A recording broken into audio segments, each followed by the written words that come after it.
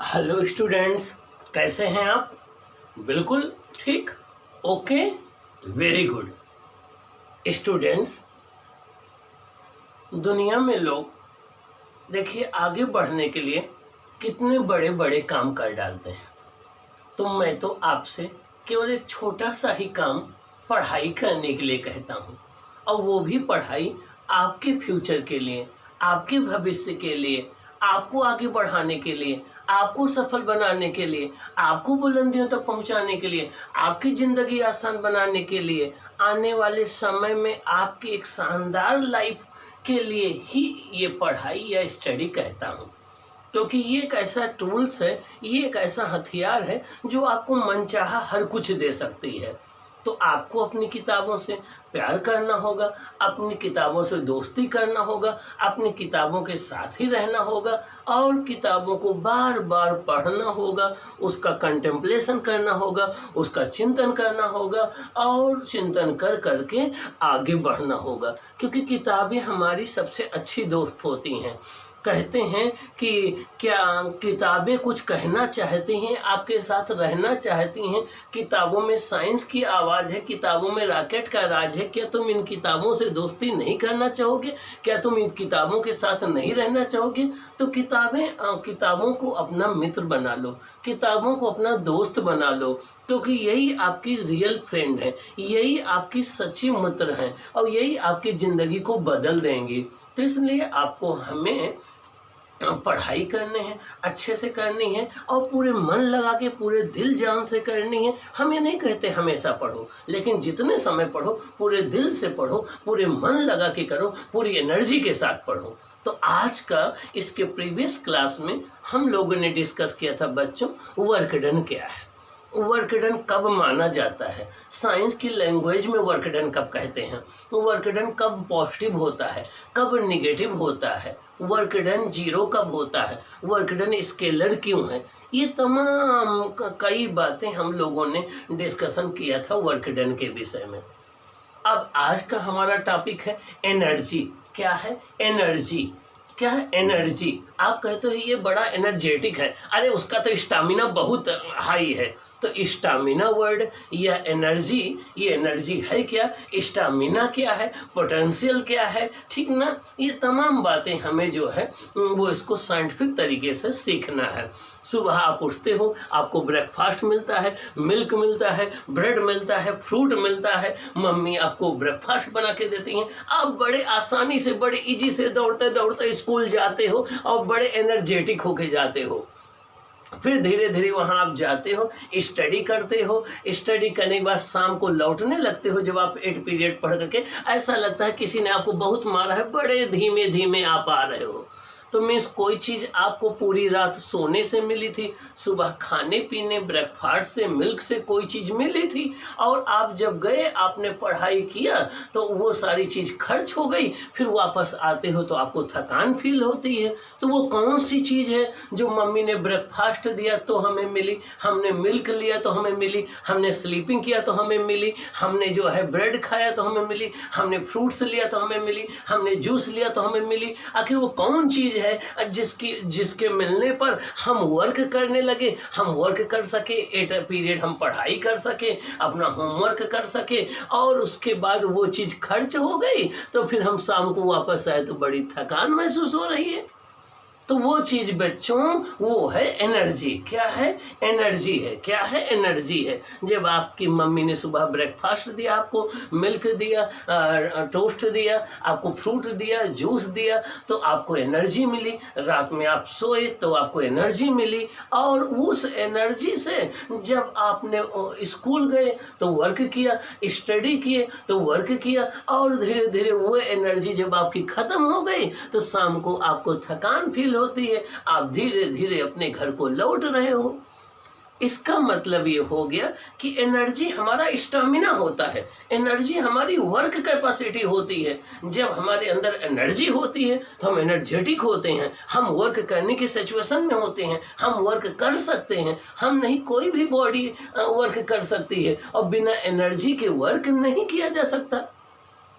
इसका मतलब एनर्जी जो है वो वर्क करने की एबिलिटी है किसी बॉडी की, एनर्जी वर्क करने की कैपेसिटी है। मीन्स अगर किसी बॉडी के अंदर एनर्जी होगी तो वो वर्क कर सकेगी, अगर एनर्जी नहीं होगी तो वो वर्क नहीं कर सकेगी। इसका मतलब ये हो गया कि एनर्जी और वर्क आपस में बहुत क्लोजली रिलेटेड है, दोनों बड़े क्लोज फ्रेंड हैं।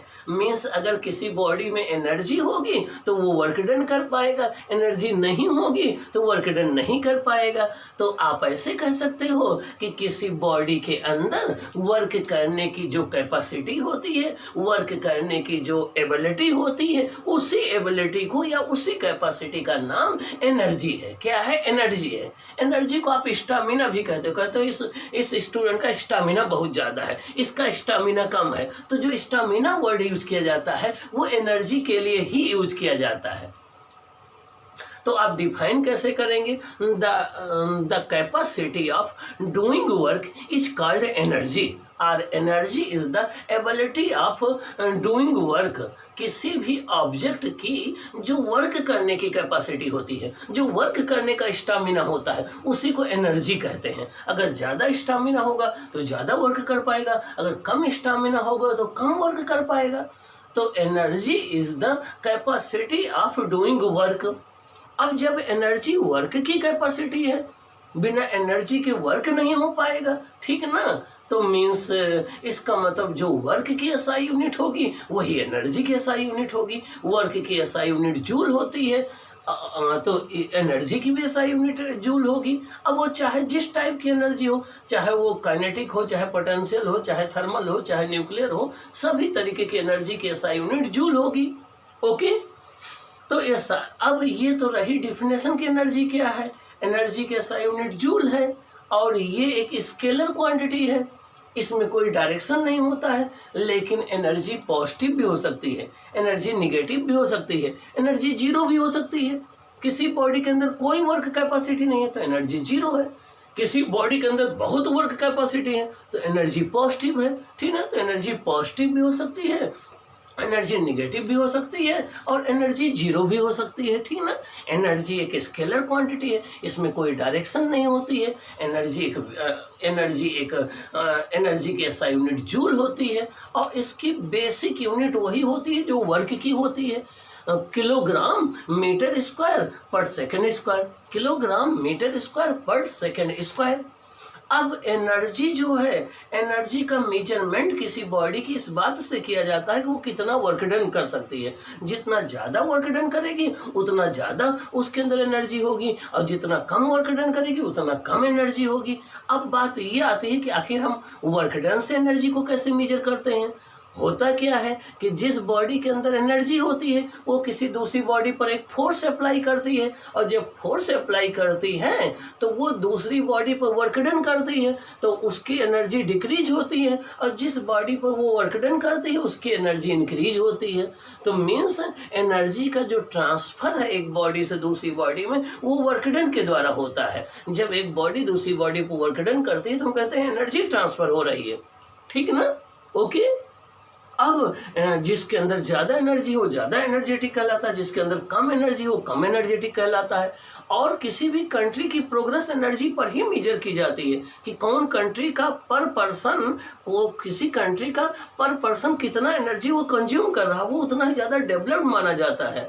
अगर ज़्यादा एनर्जी कंज्यूम कर रहा है इसका तो वो ज़्यादा डेवलप्ड कंट्री है, मीन्स उसमें अगर कम यूज कर रहा है इसका तो वो कम डेवलप्ड कंट्री है। तो एनर्जी एक जो है लिविंग स्टैंडर्ड का भी जो है वो आपका मानक है, इसका स्टैंडर्ड है। तो आइए हम देखते हैं। अब एनर्जी डिफरेंट टाइप की होती हैं, ठीक ना। एनर्जी के डिफरेंट फॉर्म्स होते हैं, अलग अलग एनर्जी के फॉर्म होते हैं। और ये भी जान लेना, एनर्जी जो है ये कंजर्व क्वांटिटी है, एनर्जी को आप डिस्ट्रॉय नहीं कर सकते हो, एनर्जी को क्रिएट भी नहीं कर सकते हो। हाँ, एक फॉर्म की एनर्जी को दूसरे फॉर्म में कन्वर्ट कर सकते हो। आपने पेट्रोल को जलाया, पेट्रोल के अंदर केमिकल एनर्जी थी, उससे आपने अपने इंजन को दौड़ाया तो मैकेनिकल एनर्जी हीट में कन्वर्ट हो गई। तो अगर आप टोटल हीट और मैकेनिकल एनर्जी को इकट्ठा कर लो तो वो केमिकल एनर्जी के बराबर आ जाएगी। तो एनर्जी को देखो हम डिस्ट्रॉय नहीं कर सकते हैं, एनर्जी को क्रिएट भी नहीं कर सकते हैं, एनर्जी तो कंजर्व्ड रहती है। हाँ, वन टाइप ऑफ एनर्जी को अनदर टाइप में कन्वर्ट कर सकते हैं। हो सकता हो पहले जो हो वो यूजफुल एनर्जी रही हो, बाद में कन्वर्ट हो जाए तो वो अनयूजफुल एनर्जी हो जाए। तो एनर्जी को ना तो क्रिएट किया जा सकता है ना डिस्ट्रॉय किया जा सकता है, हाँ वन फॉर्म से अनदर फॉर्म में कन्वर्ट किया जा सकता है। ओके, अब एनर्जी के डिफरेंट फॉर्म्स होते हैं। Different forms of energy means kinetic energy होती है, पोटेंशियल एनर्जी होती है, मैकेनिकल एनर्जी होती है, केमिकल एनर्जी होती है, न्यूक्लियर एनर्जी होती है, मैग्नेटिक एनर्जी होती है, आपकी जियोथर्मल एनर्जी होती है, हाइड्रो एनर्जी होती है, मैग्नेटिक एनर्जी होती है, इलेक्ट्रिकल एनर्जी होती है, सोलर एनर्जी होती है, ठीक ना, थर्मल एनर्जी होती है, टाइडल एनर्जी होती है। तो मीन्स एनर्जी के डिफरेंट फॉर्म्स होते हैं, अलग अलग फॉर्म्स में हम एनर्जी को देखते हैं। ओके, तो एनर्जी के डिफरेंट फॉर्म्स भी होते हैं, काइनेटिक एनर्जी है, पोटेंशियल एनर्जी है, ठीक ना। तो आइए हम देखते हैं कि एनर्जी क्या है, एनर्जी के डिफरेंट फॉर्म्स क्या हैं, उनको हम कैसे स्टडी करेंगे। ओके, आइए बच्चों हम लोग स्टार्ट करते हैं एनर्जी। ओके, आज से आपको एनर्जेटिक रहना है, क्लास में आपको बिल्कुल डायनामिक रहना है, एनर्जेटिक रहना है, और आपको आपका स्टामिना हाई रखना है, अच्छी हैबिटें होनी चाहिए, अच्छी फूड हैबिट डालना है, मम्मी से कहना है कि अच्छा खाना खिलाओ जिससे हमारी एनर्जी ज़्यादा हो जाए, मेरा स्टामिना स्ट्रांग हो जाए, मैं ज़्यादा पढ़ाई कर सकूं, मैं ज़्यादा जल्दी सफल हो जाऊं ना। आइए देखते हैं। टॉपिक फर्स्ट है एनर्जी। एनर्जी को स्टामिना भी आप बोलते हो क्या? स्टामिना कहते हो इस पर्सन का स्टामिना ज़्यादा है, मतलब इस पर्सन की एनर्जी ज़्यादा है, इस पर्सन का स्टामिना कम है, मतलब इस पर्सन की एनर्जी कम है। तो the capacity of doing work is called energy. The capacity of doing work is called energy. किसी भी बॉडी की जो वर्क करने की कैपेसिटी है, उसी कैपेसिटी को हम उसकी एनर्जी कहते हैं, या the ability of doing work is called energy. किसी भी बॉडी की जो वर्क करने की एबिलिटी है उसी को उसकी एनर्जी बोलते हैं। It is a scalar quantity. अभी बताया कि एनर्जी से डायरेक्शन से कोई लेना देना तो है नहीं। आप ये तो कहते नहीं कि 20 जूल एनर्जी नॉर्थ में है, 30 जूल एनर्जी साउथ में है। तो एनर्जी का डायरेक्शन से कोई लेना देना तो है नहीं, और जिस फिजिकल क्वांटिटी का डायरेक्शन से कोई लेना देना ना हो वो कौन सी क्वांटिटी होती है बच्चों? Scalar quantity. कौन सी क्वांटिटी होती है? Scalar quantity. जितने भी टाइप की एनर्जी होती है सब वो स्केलर होते हैं, चाहे वो पोटेंशियल एनर्जी हो, चाहे वो काइनेटिक एनर्जी हो, चाहे वो न्यूक्लियर एनर्जी हो, चाहे वो लाइट एनर्जी हो, चाहे वो थर्मल एनर्जी हो, चाहे वो साउंड एनर्जी हो। जितनी भी टाइप की एनर्जी सुनोगे सब स्केलर क्वांटिटी होती हैं, इनमें डायरेक्शन से कोई लेना देना नहीं है। It's SI unit is joule. Energy की जो एसआई यूनिट होती है वो जूल होती है। अब चाहे वो काइनेटिक एनर्जी हो तब भी उसकी एसआई यूनिट जूल होगी, पोटेंशियल एनर्जी हो तब भी उसकी एसआई यूनिट जूल होगी। जितनी भी टाइप की एनर्जी होती हैं उनकी एसआई यूनिट क्या होती है? जूल होती है। हाँ, और भी यूनिट होती है एनर्जी की, ऐसी नहीं है, ये एसआई यूनिट तो जूल होती है। अदर यूनिट में इलेक्ट्रॉन वोल्ट होती है, जो है किलोवाट आवर होती है, ठीक ना, बीटीयू होती है, ठीक ना, अदर भी यूनिट्स होती हैं, अर्ग होती है, लेकिन है कि एसआई यूनिट क्या होती है? जूल होती है। Energy is the ability to do work. Means work करने की जो एबिलिटी है उसी को हम क्या बोलते हैं? एनर्जी बोलते हैं। क्या बोलते हैं? एनर्जी बोलते हैं। अब 1 जूल को कैसे डिफाइन करें? 1 joule is the energy required to do 1 joule of work. अगर किसी बॉडी के अंदर इतनी एनर्जी हो कि वो 1 जूल वर्क कर सके तो हम कहेंगे उसकी एनर्जी कितनी है? 1 जूल है। तो 1 joule is the energy possessed by a body that can do 1 joule of work। Means 1 joule वो एनर्जी होती है जितनी एनर्जी होने पर कोई बॉडी 1 जूल का वर्क डन कर सके तो हम कहते हैं उसकी एनर्जी 1 जूल है। तो 1 जूल किसके नाम पर रखी गई है? एक थे James Prescott joule. James Prescott joule, उन्हीं साइंटिस्ट के नाम पर इसको जूल कहा जाता है। तो 1 जूल किसी बॉडी की एनर्जी 1 जूल तब कहलाएगी जब वो 1 जूल का वर्क डन कर सके या 1 जूल वर्क डन करने की उसकी कैपेसिटी हो।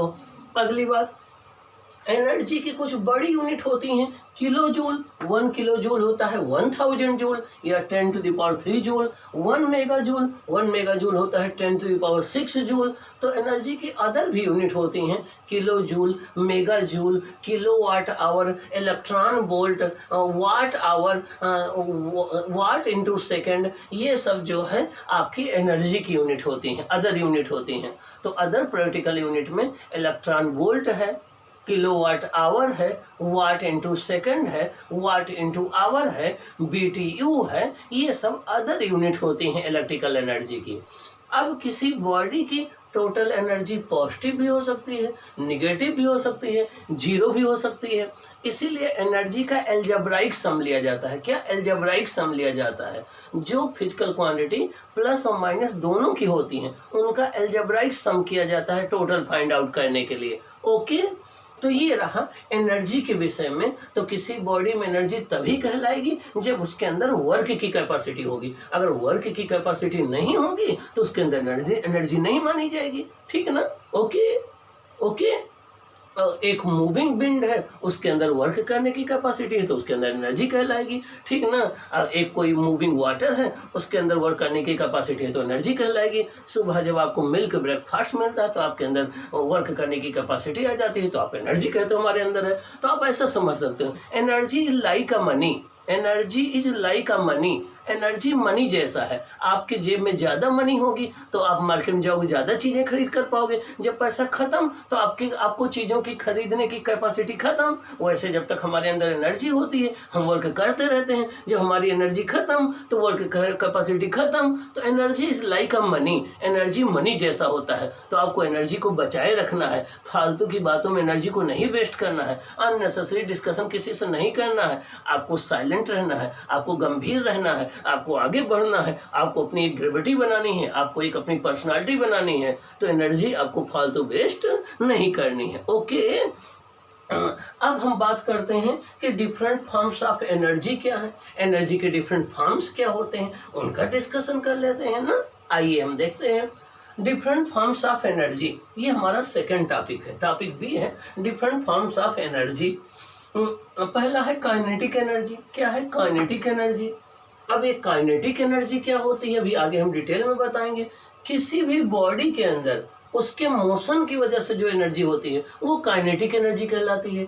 काइनेटिक एनर्जी किसी भी बॉडी के अंदर जो उसके मोशन की वजह से एनर्जी हो वो काइनेटिक एनर्जी कहलाती है। पोटेंशियल एनर्जी, पोटेंशियल को पोजीशन एनर्जी भी कहते हैं। किसी बॉडी के स्पेशल पोजीशन की वजह से, स्पेशल उसके शेप की वजह से जो एनर्जी, उसके स्पेशल अरेंजमेंट की वजह से, स्पेशल कॉन्फ़िगरेशन की वजह से जो एनर्जी होती है उसको पोटेंशियल एनर्जी कहते हैं। कोई स्प्रिंग है उसको आप दबा दो तो उसके अंदर एनर्जी होगी, उसके स्पेशल शेप की वजह से है तो उसकी पोटेंशियल एनर्जी हो गई। जब आप बो और एरो को स्ट्रेच करते हो तो उसके अंदर एनर्जी होती है, उसके स्पेशल शेप की वजह से है। तो मीन्स किसी भी बॉडी की स्पेशल शेप या पोजीशन की वजह से जो एनर्जी होती है वो उसकी कहलाती है पोटेंशियल एनर्जी। अगली होती है मैकेनिकल एनर्जी। मैकेनिकल एनर्जी किसी भी बॉडी की टोटल काइनेटिक एनर्जी और पोटेंशियल एनर्जी का जो सम होता है वो उसकी मैकेनिकल एनर्जी कहलाती है। किसी भी बॉडी की जो टोटल काइनेटिक एनर्जी और पोटेंशियल एनर्जी का सम होता है उसे उसकी मैकेनिकल एनर्जी कहते हैं। तो the sum of the kinetic and potential energy of a body is called mechanical energy. अब आप देखिए मैकेनिकल एनर्जी को अगर हम कैपिटल ई से डिनोट करें, पोटेंशियल एनर्जी को यू से डिनोट करें, काइनेटिक एनर्जी को के से, तो E equal to U plus K. Mechanical energy equal to potential energy plus kinetic energy. Potential energy किससे डिनोट करते हैं? यू से, और काइनेटिक एनर्जी को के से, टोटल मैकेनिकल एनर्जी को ई से। तो mechanical energy E equal to potential energy plus kinetic energy. ये ऐसे याद रखो, यूके के यहाँ आओगे तो इंजीनियर बनोगे, यूके के यहाँ आओगे तो इंजीनियर बनोगे। यूके मतलब यूके सर मतलब फिजिक्स गुरु आपके, ठीक ना। तो यूके सर के यहाँ आओगे तो इंजीनियर बनोगे, मीन्स IITian बनोगे, ठीक ना। अगला है हीट एनर्जी। क्या है? हीट एनर्जी है। आप कहते हो ये चीज़ बड़ी गर्म है, ये चीज़ बड़ी ठंडी है, ठीक ना। और जब दो बॉडी को आप टच करा देते हो तो जो बॉडी ज़्यादा गर्म होती है, जिसका टेम्परेचर ज़्यादा होता है, उसमें से कोई चीज़ निकलती है दूसरी बॉडी में जाने लगती है। तो जो चीज़ उसमें जाती है उसी चीज़ का नाम हीट है। तो दो बॉडी के अंदर अलग अलग टेम्परेचर की वजह, जो दो अलग अलग टेम्परेचर की बॉडी को जब एक दूसरे के कांटेक्ट में हम रखते हैं तो एक बॉडी से एनर्जी दूसरी बॉडी में ट्रांसफ़र होती है, उसे हम हीट कहते हैं। जब बहुत ठंडक होती है, आप रजाई के अंदर होते हो, मैं बाहर से आकर के आपसे हैंडशेक करता हूँ तो हम आपको ठंडे लगते हैं, आप हमें गर्म लगते हो। आप में से कोई चीज़ निकलती है, मेरे अंदर आती है, उसी चीज़ का नाम है हीट। ओके, तो किन्हीं दो बॉडी के बीच में टेम्परेचर के डिफरेंस की वजह से जो एनर्जी ट्रांसफ़र होती है उसे हम हीट बोलते हैं। Heat is a form of energy. Heat जो है एनर्जी का ही एक फॉर्म है, ठीक ना। ये मॉलिक्यूल्स के रैंडम मोशन की वजह से होती है, रेगुलर मोशन की वजह से नहीं होती है। ओके, आइए नेक्स्ट है आपका सोलर एनर्जी। सोलर एनर्जी, अब देखिए सन तो हमारी सबसे मेन सोर्स पूरे यूनिवर्स में एनर्जी का कौन है? सन है। Sun is the main source of energy. अगर एनर्जी नहीं होगी तो लाइफ नहीं पॉसिबल है। क्या बिना एनर्जी के लाइफ पॉसिबल है? नहीं पॉसिबल है, लाइफ इम्पॉसिबल है। लाइफ का एग्जिस्टेंस ही एनर्जी से है। तो और सन एनर्जी का मेन सोर्स क्या है? सन है। आप जितने भी टाइप की एनर्जी देखते हो वो किसी न किसी रूप में सन से ही मिलती हैं, चाहे वो केमिकल एनर्जी हो, चाहे वो मस्कुलर एनर्जी हो, चाहे वो आपका पोटेंशियल एनर्जी हो। तो सन जो है एनर्जी का मेन सोर्स है। तो जो सन से एनर्जी हमें मिलती है रेडिएशंस के रूप में, वेव के फॉर्म में, गर्मी के फॉर्म में, वो क्या कहलाती है? सोलर एनर्जी कहलाती है। तो जो सन से हमें एनर्जी मिलती है डिफरेंट रेडिएशंस के फॉर्म में, डिफरेंट वेव्स के फॉर्म में, उसे हम सोलर एनर्जी कहते हैं। उस सोलर एनर्जी का यूज हम सोलर सेल के द्वारा इलेक्ट्रिसिटी प्रोड्यूस करने में करते हैं। तो सोलर एनर्जी को हम इलेक्ट्रिकल एनर्जी में कन्वर्ट कर लेते हैं, ठीक है ना। उस सोलर एनर्जी का यूज हम लोग जो चीज़ों को सुखाने में करते हैं, ठीक है ना। अगला है केमिकल एनर्जी। अब केमिकल एनर्जी क्या